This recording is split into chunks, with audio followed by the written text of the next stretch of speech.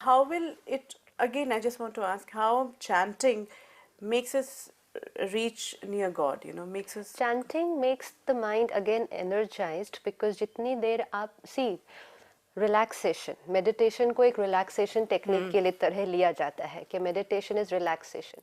जहाँ कोई नेगेटिव और वेस्ट थॉट नहीं है वहाँ रिलैक्सेशन है। तो जब आप चैंटिंग कर रहे हैं शुरू शुरू में एक्यूरेटली, तो आप एक ही थॉट ले रहे हैं। वो वर्ड भी एक बहुत पॉजिटिव हाई एनर्जी वर्ड होता है, जैसे कई लोग ओम कर रहे हैं, तो Om is a very high energy word, लेकिन उतनी देर आपको कोई नेगेटिव और वेस्ट थॉट्स नहीं आए। लेकिन जब बहुत समय तो ग्रेजुअली आने लगते हैं, है ना, yes. तब हम ओम ओम ओम बोल रहे हैं और मन सोच रहा है आज क्या करना है, ऑफिस में क्या जाना है, तो उसके बाद तो वो वाली भी जो प्राप्ति थी कि नेगेटिव और वेस्ट थॉट्स नहीं आए, तो वो भी खत्म हो जाती है। तो इसलिए ये सारे विधि बहुत यूजफुल है, लेकिन मेडिटेशन हमें थोड़ा सा इससे भी ऊपर लेकर जाता है, जहाँ हम अपने माइंड की क्रिएटिविटी जो है वो एक रिलेशन एस्टैब्लिश करने में यूज करते हैं।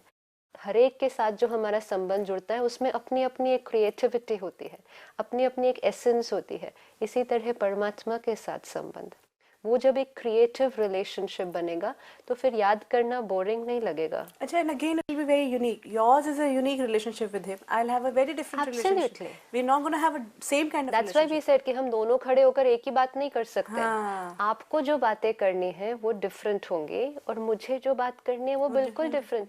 ये कैसे हो सकता है कि सारे लोग खड़े होकर परमात्मा से एक ही बात कर रहे हैं? तो अब हमें ये चेक करना है कि हम परमात्मा को अब कैसे याद करें।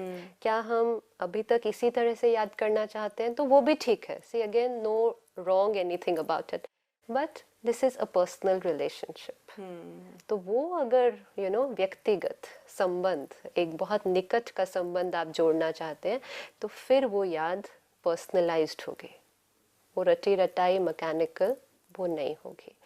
किसी को भी हम याद करते हैं ना, तो याद के 4 आधार होते हैं। एक होता है परिचय के आधार पे याद। सपोज कल आपके घर में फंक्शन है, तो आप एक लिस्ट बनाएंगे आज कि कल किस किस को बुलाना है, तो सारे जो आपके परिचित लोग हैं आप उनकी लिस्ट बनाएंगे। थोड़ी सी मेहनत लगेगी इस याद में, उसको भी नहीं भूलना उसको भी नहीं भूलना, तो लिस्ट बनाते हैं कोई भूल ना जाए। तो ये है परिचय के आधार पर याद, लेकिन थोड़ी मेहनत वाली याद होती है। दूसरी प्रकार की याद है जहाँ प्राप्ति होनी है, कुछ लेना है, हमें उनसे कुछ मिलना है। जैसे कोई बिजनेस डील होने वाली है, आपको पता चला कोई बिजनेसमैन आ रहा है, लेकिन वो सारी रात में कभी भी पहुंच सकता है। आप जागते रहेंगे कब आएगा, मुझे उसके साथ डील साइन करनी है। क्यों? क्योंकि आपको उससे कुछ मिलने वाला है। सपोज वो सवेरे 3 बजे आ गया, आप उस टाइम रेडी हैं, आप मिलते हैं, साइन करते हैं। सारी रात आप याद करते हैं जब तक वो चीज आपको मिलती नहीं, लेकिन मिलने के बाद भूल गया कि खत्म हो गई ना, हो गई। प्राप्ति करनी थी, प्राप्ति करने तक याद थी, उसके बाद फिनिश्ड हो गया। दूसरा है संबंध के आधार से याद, रिश्ते, कि मेरा कोई रिलेशनशिप है। जैसे एक लड़की है, उसको उसके लिए शादी के लिए वर ढूंढ रहे हैं, तो वो याद करती है कि मेरा होने वाला पति कैसा होगा। तो it is more N imagination कि वो ऐसा भी हो सकता है वैसा भी हो सकता है, पतला भी मोटा भी, इंजीनियर होगा डॉक्टर होगा, पता नहीं। फिर एक दिन उसका रिश्ता जुड़ जाता है, तो संबंध जुड़ गया। अब संबंध जुड़ते ही जो याद होगी, very clear, व्यक्ति के now she knows exactly whom she is going to remember, क्योंकि उसको पूरा क्लैरिटी है और उसके साथ उसका संबंध जुट गया है। अभी सिर्फ संबंध जुटा है, जैसे जैसे टाइम बीतता जाएगा तो वो संबंध और भी घनिष्ठ होता जाएगा, तो वो याद भी और भी गहरी होती जाएगी, पहचान बढ़ती जाएगी। पहचान वही, तो वो संबंध के आधार पे पहचान एक है। तो पहचान हम बहुत लोगों को पहचानते हैं, लेकिन रिलेशन हर एक के साथ नहीं जुड़ता। एंड चौथी प्रकार की याद है स्नेह के आधार पर याद, जहाँ प्यार है, तो वो वाली याद है। जैसे फॉर एग्जाम्पल एक माँ और बच्चा, बच्चा बहुत दूर है, किसी दूसरी कंट्री में है, लेकिन माँ को उसकी याद कॉन्स्टेंटली आएगी, याद करना नहीं पड़ता। अगर बच्चा फोन करे और उसको आवाज से थोड़ा लगे कि इसकी तबीयत ठीक नहीं है, कहेगा ठीक है, क्योंकि मुझे पता है ठीक नहीं है, और फिर खाना खाएगी तो उसके बारे में सोचेगी, सोएगी तो उसके बारे में सोचेगी कि वो कैसा होगा इस टाइम। तो जहाँ स्नेह है वहाँ याद सताती है। हम याद करना नहीं चाहते लेकिन भूल ही नहीं पाते हैं। मतलब कॉन्स्टेंटली, जिसको बोलते हैं constantly he is on my mind, you know, मेरे को उनके अलावा कुछ और नहीं और कोई सोचना। याद नहीं आता। परिचय वाली याद मेहनत वाली है, प्राप्ति वाली याद जब तक प्राप्ति हुई तब तक, संबंध के आधार पर याद, और फिर स्नेह वाली याद। परमात्मा के साथ कौन सी वाली याद है? स्नेह होनी चाहिए, स्नेह वाली, राइट। अभी तक क्या हो रहा था, मेहनत करनी पड़ती थी याद करने में, के लिए। क्योंकि परिचय भी पूरा नहीं था। गॉड है, कोई तो है, शक्ति है, क्या है, कौन है, पता नहीं, कोई लेकिन ऊपर हम है। अगर अपनी पूरी जिंदगी में देखें तो हर 3 मिनट बाद या हर 4 मिनट बाद हम ओ गॉड कर ओ रहे होते गॉड, हैं, याद दैट्स हम कर बिकॉज रहे क्यों होते हैं। हम ओ गॉड करते हैं? सी, क्योंकि कहीं ना कहीं आत्मा में वो रिमेम्बरेंस है कि जब मैं तकलीफ में थी तब वो ही आया था मुझे बचाने के लिए। और जिसने अगर एक बार हमें बचा लिया तो वो तो और चला कहीं ये गया। रियलाइजेशन भी रहा है शायद, है कि वही बचाएगा, हाँ, क्योंकि वही वो बचा उसने एक सकता बार है। बचाया था, उसने एक बार बचाया था, उसके साथ मैंने वो परफेक्ट रिलेशनशिप अनुभव किया था, उसने मुझे दुख से छुड़ाकर सुख दिया था, इसलिए मैं जब भी अब दुखी होती हूँ, oh god where are you, you know, lot of people say this, oh god where are you, you know, as if like they wouldn't even realize what they're saying. It's become part of their system. So oh god where are you. तो ये एक है कि परिचय के बिना ही हम याद करने की कोशिश। दूसरा था प्राप्ति वाली याद, मेरा ये काम कर दो। तीसरा संबंध, जैसे जैसे अब संबंध जुड़ता जाएगा तब हमारी याद में वो क्लैरिटी आनी शुरू हो जाएगी। और जब वो संबंध इतना घनिष्ठ हो जाएगा कि वो स्नेह से भर जाएगा तो फिर उसको याद करना नहीं पड़ेगा, रहेगा। फिर आप उसको भूल ही नहीं सकते हो। वो हर क्षण हर कर्म पे शिव बाबा आपके साथ है। और वो उसका स्वरूप हमने जाकर आगे ले लिया कि परमात्मा हर जगह है।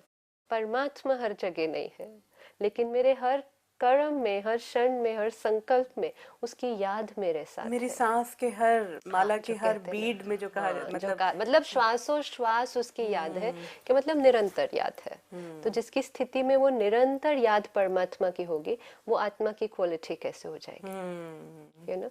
तो मेडिटेशन मतलब ये याद करना। तो meditation, like we said the other day, it comes from the Latin word mederi, to heal, कि जो घाव हो गए हैं उसको हील करना है। और वो हील करने वाला वो है, माता पिता कहो, टीचर कहो, डॉक्टर कहो, सर्जन कहो, वो हील करने वाला है। It is like we have rechargeable batteries.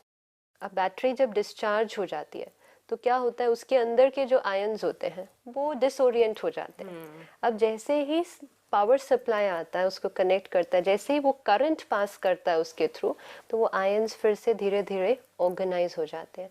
Similarly मैं आत्मा भी एक बैटरी की तरह हूँ जो डिस्चार्ज हो गई है। डिस्चार्ज मतलब वो प्योरिटी, वो पीस अब मुझे अनुभव नहीं हो रही है जो मेरी ओरिजिनल क्वालिटी थी। जैसे ही वो पावर सप्लाई से कनेक्शन जुड़ता है तो धीरे धीरे वो ओरिएंटेशन फिर से होना शुरू हो जाता है।